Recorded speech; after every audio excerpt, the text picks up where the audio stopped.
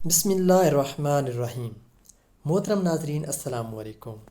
آج ہم اللہ تعالیٰ کے انتہائی خوبصورت کلام میں سے 3 آیات کا اردو ترجمہ و تفسیر کرنے والے ہیں، جو کہ ہماری روزمرہ زندگی پر بے حد اثر انداز ہوتی ہیں۔ اگر ہماری ویڈیو پسند آئے تو ضرور لائک کریں اور سبسکرائب کر کے ہماری حوصلہ افزائی کریں۔ بہت شکریہ۔ تو آئیں چلتے ہیں اللہ تعالیٰ کے انتہائی خوبصورت کلام کی طرف۔ اللہ تعالیٰ کی ذات فرما رہے ہیں، اے ایمان والو، اپنی خیرات کو احسان جتا کر اور ایذا دے کر اس شخص کی طرح برباد نہ کرو جو اپنا مال صرف لوگوں کو دکھانے کے لیے خرچ کرتا ہے اور وہ اللہ اور روز آخرت پر ایمان نہیں رکھتا۔ بس اس کے خرچ کی مثال اس چٹان کی سی ہے جس پر تھوڑی سی مٹی ہو، پھر اس پر زور کمی برسے اور اسے صاف کر ڈالے۔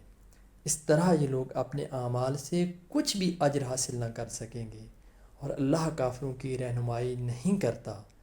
اور جو لوگ اپنا مال اللہ کی خوشنودی کی خاطر اور ثبات نفس سے خرچ کرتے ہیں، ان کی مثال اس باغ کی سی ہے جو اونچی جگہ پر واقع ہو، جس پر زور کمی برسے تو دگنا پھل دے، اور اگر تیز بارش نہ ہو تو ہلکی پھوار بھی کافی ہو جائے، اور اللہ تمہارے اعمال کو خوب دیکھنے والا ہے۔ کیا تم میں سے کوئی یہ پسند کرتا ہے کہ اس کے لیے کھجوروں اور انگوروں کا ایک باغ ہو جس کے نیچے نہریں جاری ہوں، اور اس کے لیے اس میں ہر قسم کے میوے موجود ہوں، اور جب بڑھاپا آ جائے اور اس کے بچے بھی ناتواں ہوں تو ناگہاں یہ باغ ایک ایسے بگولے کی زد میں آ جائے جس میں آگ ہو اور وہ جل جائے؟ اللہ یوں تمہارے لیے نشانیاں کھول کر بیان کرتا ہے، شاید تم غور و فکر کرو۔ یہ سورۃ البقرہ کی 3 آیات ہیں، 264 سے لے کر 266 تک۔ محترم ناظرین، جیسا کہ ہم سب اس چیز کو جانتے بھی ہیں، سمجھتے بھی ہیں کہ احسان جتانا بدخصلت، گھٹیا اور کم ظرف ہونے کی علامت ہے۔ احسان جتانے والے کی نیکی در حقیقت احسان نہیں بلکہ ایک سودے بازی ہے تاکہ کوئی مفاد حاصل کیا جا سکے، کم از کم یہی کہ اپنی بڑائی منوائی جائے۔ اللہ کے ہاں ایسے صدقات کا برباد اور باطل ہونا ایک طبعی امر ہے۔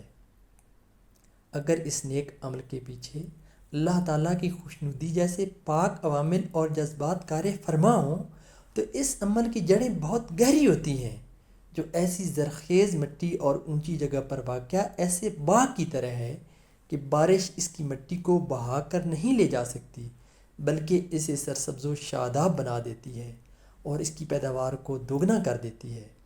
اس پاک اور زرخیز مٹی کے لیے تو ہلکی بوندا باندی بھی کافی ہوتی ہے۔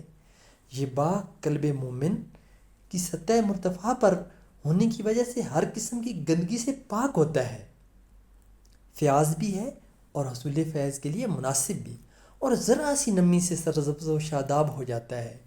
جو لوگ اپنا مال خرچ کرتے ہیں پھر احسان جتا کر اظہار ثانی و دل آزاری کے ذریعے اپنے اس عمر کو برباد کر دیتے ہیں، جس طرح کوئی شخص عمر بھر کی کوشش کر کے ایک باغ لگائے، پھر یہ باغ عمر کے ایک ایسے نازک مرحلے میں تباہ ہو جائے جس میں وہ اس باغ کی زیادہ احتیاج رکھتا ہے۔ پیرانہ سالی کی وجہ سے نہ تو وہ خود اور نہ ہی اس کے چھوٹے چھوٹے بچے اس تباہ شدہ باغ کی تعمیر نو کر سکتے ہیں۔ کون ہے جو ایسے ناگہانی حادثے کو پسند کرتا ہو، اور کون ہے جو اس قسم کی حسرت ناک حالت سے اپنے آپ کو بچانا نہ چاہتا ہو؟ ناظرین کرام، ان آیات میں 2 مختلف نظریات کے مختلف نتائج کی تقابلی وضاحت ہو رہی ہے۔ ایک طرف ایک ایسا نفع بخش عمل ہے جس کی پیداواری طاقت 700% ہے، دوسری طرف ایک ابتر عمل ہے جو اس چٹان کی طرح ہے جس پر تھوڑی سی مٹی پڑی ہوئی ہو، جو زوردار میل سے صاف ہو جائے۔ اس کی پیداواری صلاحیت 1% بھی نہیں ہے۔